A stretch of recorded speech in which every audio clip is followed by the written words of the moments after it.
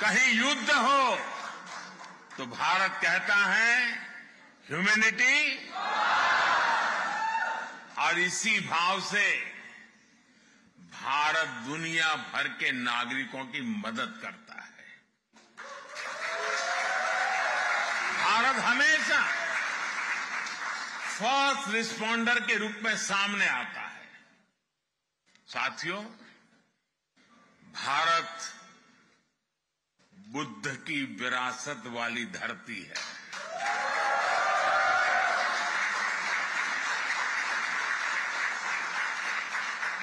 और जब बुद्ध की बात आती है तो जो युद्ध नहीं, शांति पर विश्वास करती है।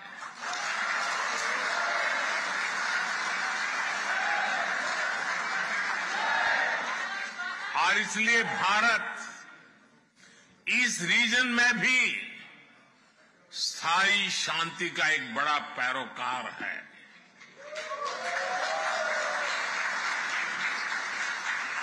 भारत का मत एकदम साफ है। ये युद्ध का युग नहीं है।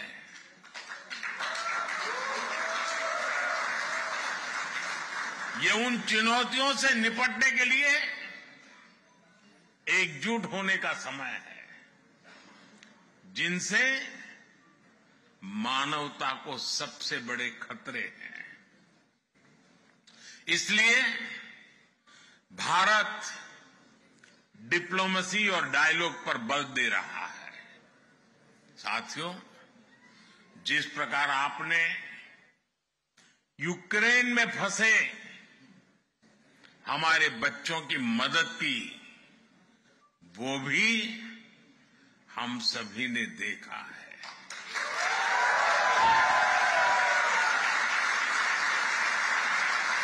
आपने उनकी बहुत सेवा की थी। आपने लंगर लगाए, आपने अपने घर के दरवाजे खोले, अपने रेस्तरां खोल दिए। पोलैंड की सरकार ने तो वीजा जैसे बंधनों को भी हमारे स्टूडेंट्स के लिए हटा दिया था।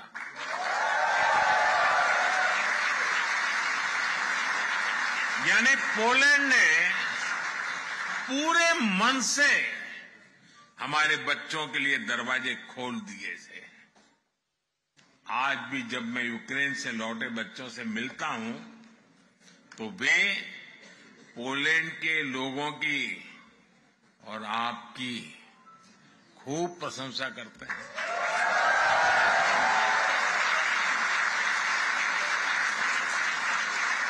और इसलिए आज मैं यहां 140 करोड़ भारतीयों की तरफ से आप सभी का, पोलैंड के लोगों का अभिनंदन करता हूं। मैं आपको सैल्यूट करता हूं।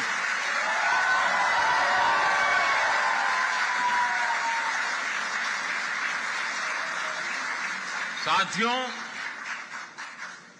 भारत और पोलैंड के समाज में अनेक समानताएं हैं। एक बड़ी समानता हमारी डेमोक्रेसी की भी है।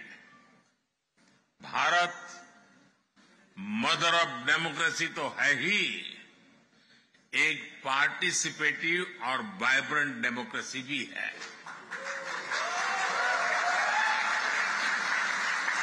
भारत के लोगों का डेमोक्रेसी पर अटूट भरोसा है।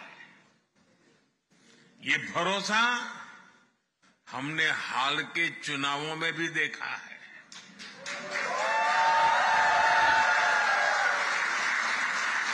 ये इतिहास के सबसे बड़े चुनाव थे।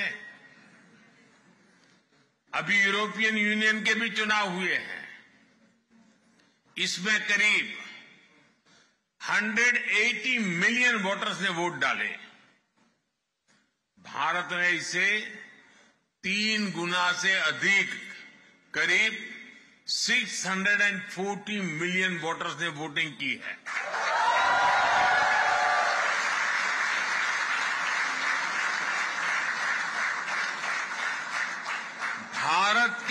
इन चुनावों में हजारों पॉलिटिकल पार्टी ने हिस्सा लिया। करीब 8,000 कैंडिडेट्स मैदान में थे। 5 मिलियन से ज्यादा वोटिंग मशीन्स, 1 मिलियन से ज्यादा पोलिंग स्टेशंस, 15 मिलियन से ज्यादा कर्मचारी। इस स्केल का मैनेजमेंट, इतनी एफिशिएंसी और चुनाव पर इस लेवल का ट्रस्ट, ये भारत की बहुत बड़ी ताकत है।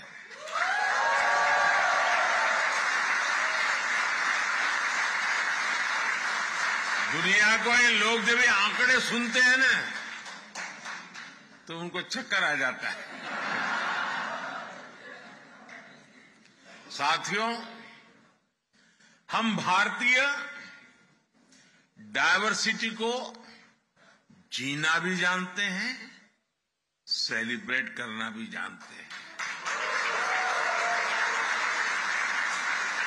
और इसीलिए हर सोसाइटी में हम आसानी से घुल मिल जाते हैं।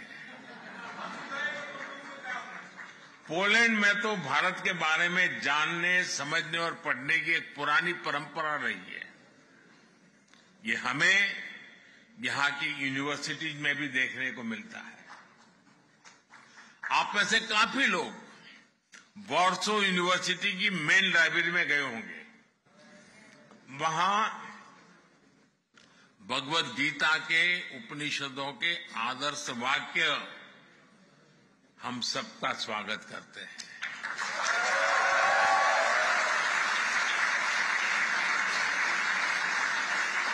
तमिल हो, संस्कृत हो, ऐसी अनेक भारतीय भाषाओं को पढ़ने वाले यहां अनेक लोग हैं। यहां की बेहतरीन यूनिवर्सिटीज में इंडिया स्टडीज से जुड़ी चेयर्स है।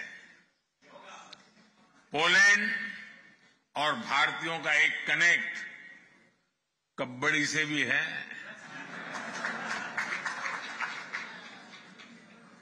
आप भी जानते हैं, भारत में गांव-गांव में कबड्डी खेली जाती है।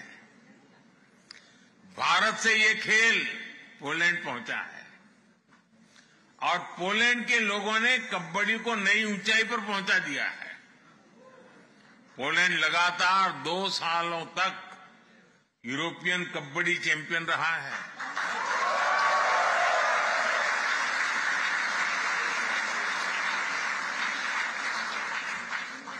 मुझे बताया गया है कि 24 अगस्त से एक बार फिर कबड्डी की चैंपियनशिप होने जा रही है और पहली बार पोलैंड इसकी मेजबानी कर रहा है।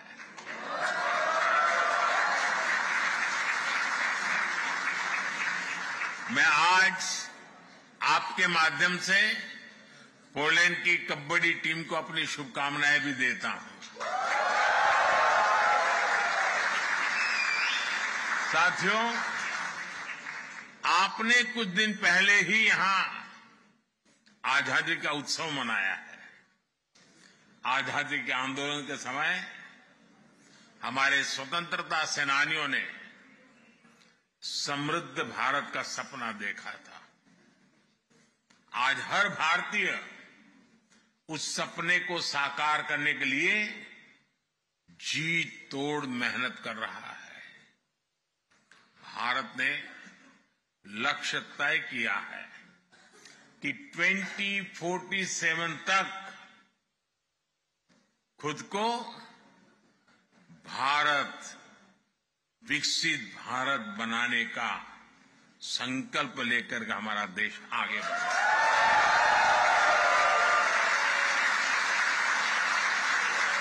इसलिए आज का भारत अभूतपूर्व स्केल, स्पीड और सॉल्यूशंस पर काम कर रहा है। भारत में किस स्केल और स्पीड पर आज परिवर्तन आ रहा है, ये सुनकर आपको भी गर्व होगा। सुनाऊं?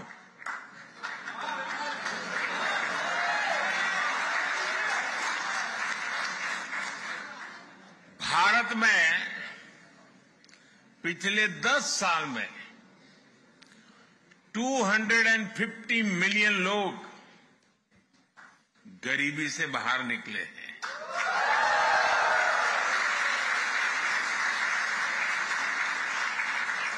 और 250 मिलियन मतलब ये संख्या फ्रांस, जर्मनी और यूके की टोटल पॉपुलेशन से भी ज्यादा है।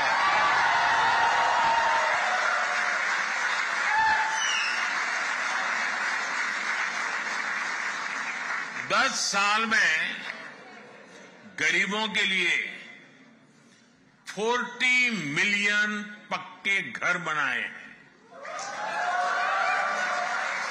और हम 30 मिलियन और घर बनाने वाले हैं। और अगर पोलैंड में आज 14 मिलियन हाउस होल्ड है तो हमने सिर्फ एक दशक में करीब 3 नए पोलैंड बसाए हैं।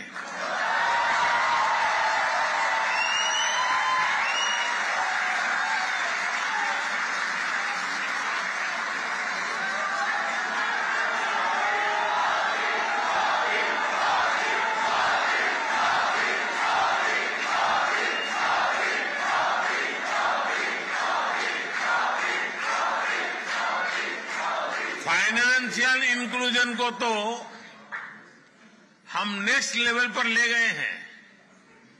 10 साल में भारत में 500 मिलियन जनधन बैंक अकाउंट्स खुलवाए हैं।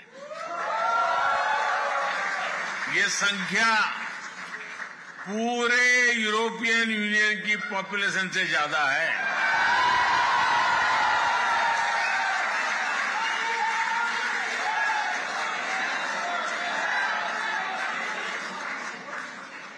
यूरोपियन यूनियन की पॉपुलेशन के बराबर ही हर रोज भारत में यूपीआई से डिजिटल ट्रांजैक्शन होता है।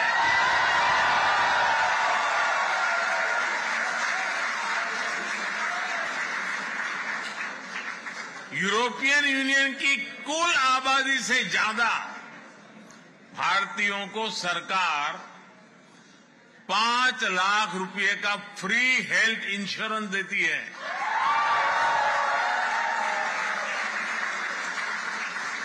पिछले एक दशक में भारत में ब्रॉडबैंड यूजर्स की संख्या भी 60 मिलियन से बढ़कर 940 मिलियन से ज्यादा हो चुकी है। यानी यूरोप और यूएसए की पॉपुलेशन को मिला दे करीब उतने लोग आज भारत में ब्रॉडबैंड का यूज करते हैं। बीते दशक में करीब 7 लाख किलोमीटर 7 लाख किलोमीटर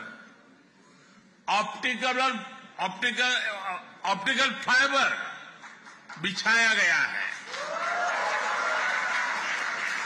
ये हमारी पृथ्वी के चारों ओर 70 बार चक्कर लगाने जितना है।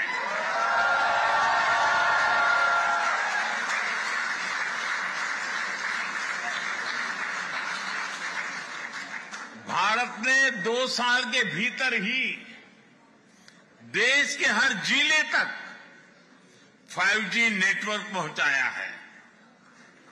अब हम made in India 6G network पर काम कर रहे हैं।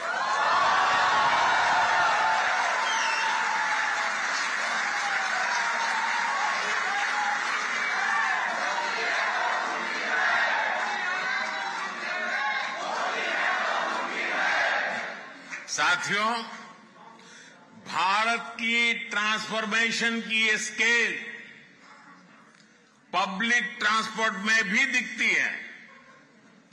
2014 में भारत के 5 शहरों में ऑपरेशनल मेट्रो थी। आज 20 शहरों में ऑपरेशनल मेट्रो है।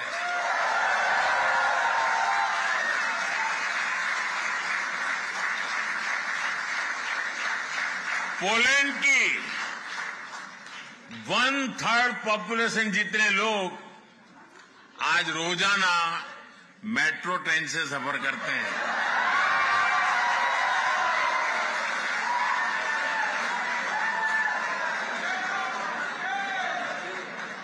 साथियों, भारत जो भी करता है वो नया रिकॉर्ड बन जाता है, इतिहास रच जाता है।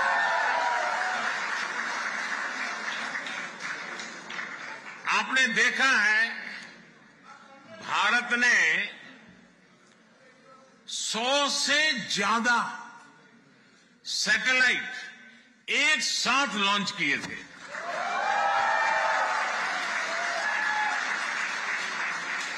ये भी अपने आप में एक रिकॉर्ड है। अभी 2 दिन बाद 23 अगस्त को ही नेशनल स्पेस डे है। आप भी जानते हैं,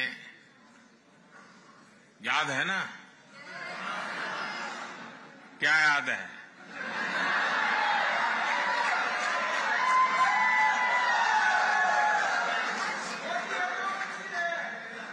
इसी दिन भारत ने चंद्रमा के साउथ पोल में अपना चंद्रयान उतारा।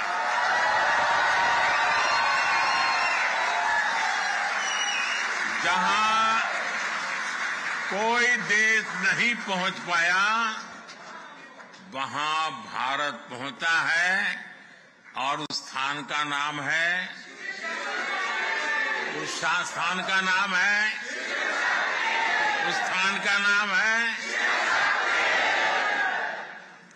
भारत।